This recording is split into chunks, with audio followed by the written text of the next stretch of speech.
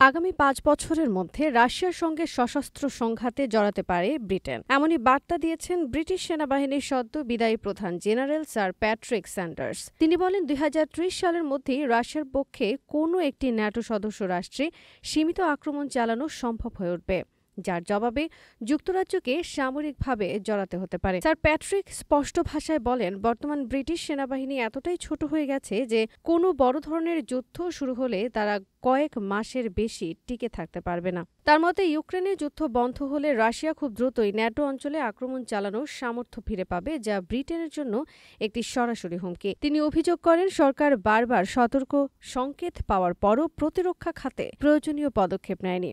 তিনি হতাশ হয়ে বলেন, আমি জানি না আর কত সতর্কবার্তা দরকার।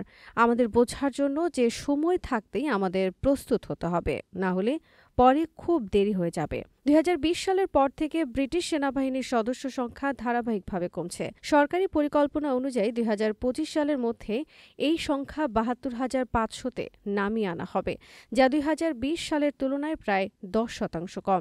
স্যার প্যাট্রিক এই সিদ্ধান্তের তীব্র সমালোচনা করে বলেন, বর্তমানে আমাদের সেনাবাহিনী বড় কোনো সংঘাতের শুরুতেই ভেঙে পড়বে। রিজার্ভ ফোর্সও পর্যাপ্ত নয়। ৩০,০০০ রিজার্ভ মিলিয়ে মোট সৈন্য সংখ্যা প্রায় ১ লাখ হলেও এটা যথেষ্ট নয়। অথচ তিনি যখন বাহিনীতে যোগ দেন তখন নিয়মিত সৈন্য ছিল ১,৪০,০০০ এবং তার সঙ্গে শক্তিশালী রিজার্ভ ফোর্সও ছিল। তিনি আরও অভিযোগ করেন, গত মাসে প্রকাশিত স্ট্র্যাটেজিক ডিফেন্স রিভিউতে সেনাবাহিনীকে আধুনিকীকরণ বা ভবিষ্যতের যুদ্ধ ঝুঁকি নিয়ে কোনো পরিকল্পনা উল্লেখ করা হয়নি। তার মতে, রাজনৈতিক নেতৃত্ব প্রতিরক্ষা খাতকে গুরুত্ব দিচ্ছে না। বর্তমান সরকার অবশ্য সামরিক ব্যয় বাড়ানোর ঘোষণা দিয়েছে। চ্যান্সেলর রেচেল রিভস ২০২৭ সালের মধ্যে প্রতিরক্ষা বাজেট জিডিপির ২.৬% উন্নীত করার প্রতিশ্রুতি দিয়েছেন। প্রধানমন্ত্রী স্যার কেয়ার স্টারমার বলেছেন, আগামী ১০ বছরের মধ্যে জাতীয় নিরাপত্তায় জিডিপির ৫% ব্যয় করা হবে, যার মধ্যে ৩.৫% যাবে সরাসরি প্রতিরক্ষা খাতে। তবে স্যার প্যাট্রিক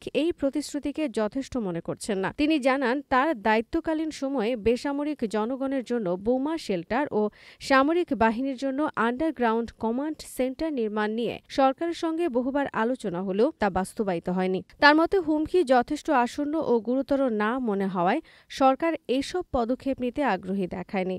উদাহরণ দিয়ে তিনি বলেন, ফিনল্যান্ডে ৪৫ লাখ মানুষের জন্য বোমা শেল্টার আছে।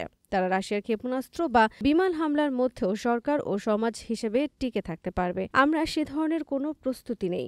রাশিয়া ছাড়াও স্যার প্যাট্রিক ইরানকেও সম্ভাব্য হুমকি হিসেবে উল্লেখ করেন। তিনি বলেন, ইরান তাদের প্রক্সি বাহিনীর মাধ্যমে যুক্তরাজ্যে কিংবা ব্রিটিশ স্বার্থে আঘাত হানতে পারে, যা আমাদের জন্য আরেকটি বড় উদ্বেগের কারণ হয়ে দাঁড়াতে পারে। এই সাবেক সেনাপ্রধানের বক্তব্য ব্রিটেনের জাতীয় নিরাপত্তা ও প্রতিরক্ষা প্রস্তুতির দুর্বলতাকে ফের সামনে এনেছে এবং ভবিষ্যতের ঝুঁকি মোকাবেলায় দ্রুত পদক্ষেপ নেওয়ার দাবি জোরালো করছে।